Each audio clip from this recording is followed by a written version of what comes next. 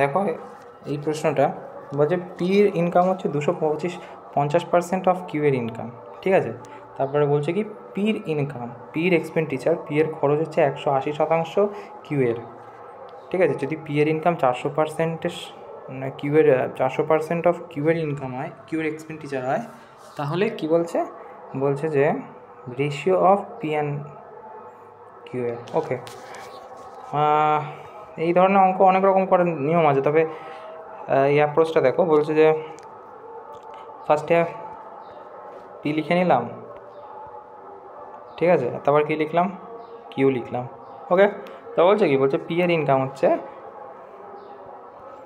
250%। 250% fraction কত হবে যদি আমি ভাঙি এটাকে, 5 5 25, 5 2 10, 5/2।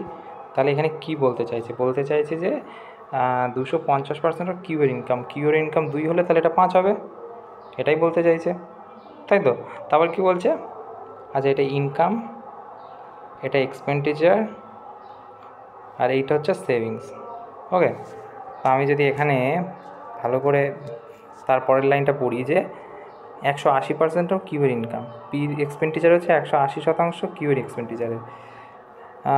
180 ফ্র্যাকশন কত হবে, তুমি বলবে যে এটা 9 2 18, 5 2 10। তাহলে এখানে কি বলছে 9/5। তাহলে কি হচ্ছে কেসটা, কেসটা হচ্ছে যে পি এর এক্সপেন্ডিচার এত পার্সেন্ট কিউয়ের, আচ্ছা 5 কত বললাম, 9/5, তাই তো। বলছে যে 180% কিউয়ের এক্সপেন্ডিচার, তা কিউয়ের এক্সপেন্ডিচারের 180%, তাহলে কিউয়ের এক্সপেন্ডিচার যদি 5 হয় তাহলে এটা 9 হবে, তাই তো। কারণ হচ্ছে এখানে তো লেখাই আছে, দেখো 180% কিউয়ের এক্সপেন্ডিচারে, তা কিউয়ের এক্সপেন্ডিচার 5 হলে এটা 9 হবে। আচ্ছা আচ্ছা, এবারে কি বলেছে, এবারে তারপরে বলেছে যে 400, পি এর ইনকাম হচ্ছে 400% অফ কিউয়ের এক্সপেন্ডিচার। তাই 400% মানে কি, 400%-এর ফ্র্যাকশন হবে 4/1, রাইট।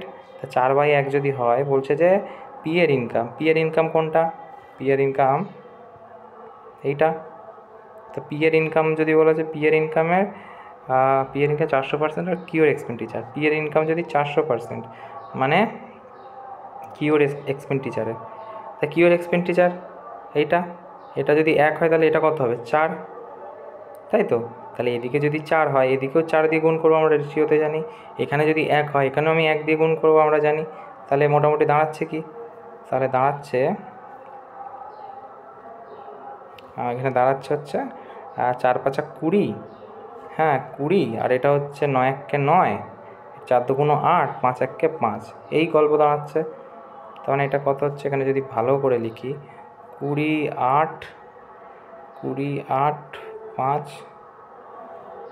20 8 5 9, 20 20 আর 9, এটা দাঁড়াচ্ছে। তাহলে এবারে যদি সেভিংস আমরা বের করি, তাহলে এইটা থেকে এটা কত সেভিংস হচ্ছে মাইনাস করলে, কারণ আমরা তো জানি ইনকাম থেকে এক্সপেন্ডিচার বাদ দিলে সেভিংস হয়ে যায়, তাহলে এটা থেকে এটা মাইনাস করলে 11 হচ্ছে, রাইট। তাহলে এটা যদি 11 হয়, এটা কত হলো, এটা হবে 3।